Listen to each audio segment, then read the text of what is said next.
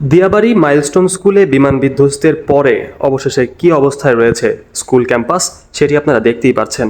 ছোট ছোট বাচ্চাদের যে ব্যাগগুলো রয়েছে সেগুলো পুড়ে ছাই হয়ে গিয়েছে। শুধু ব্যাগ নয়, বিভিন্ন রকমের যে সকলের স্কুলের যে সকলের সরঞ্জাম রয়েছে, বেঞ্চ, টেবিল, ব্যাগ, বই, খাতা, বাচ্চাদের জুতো, এগুলো ছাড়া আর কোনো কিছুই অবশিষ্ট নেই।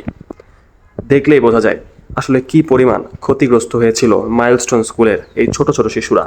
তাদের এই অবশিষ্ট শুধুমাত্র ব্যাগ এবং এই খাতা, পাশাপাশি তাদের যে স্মৃতিগুলো সেগুলো এখন জড়িয়ে রয়েছে তাদের বাবা মা। দেখতে পাচ্ছেন তাদের যে খাতা, বই, সব কিছু একদম পুড়ে কালো হয়ে গিয়েছে।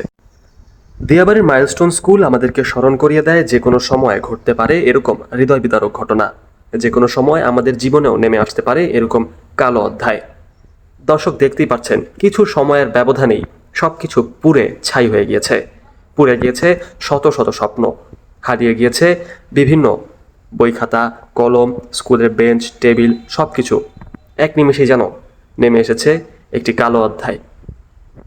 দর্শক, আমাদেরকে আজকে থেকেই সচেতন হতে হবে, নিজেদেরকে নিয়ে ভাবতে হবে, চিন্তা করতে হবে।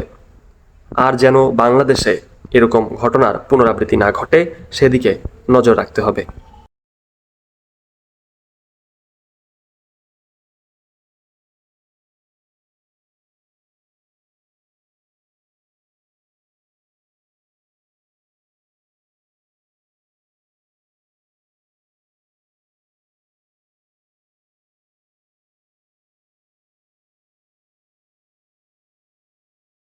তাসিন আলম, সময় প্রতিবার্তা।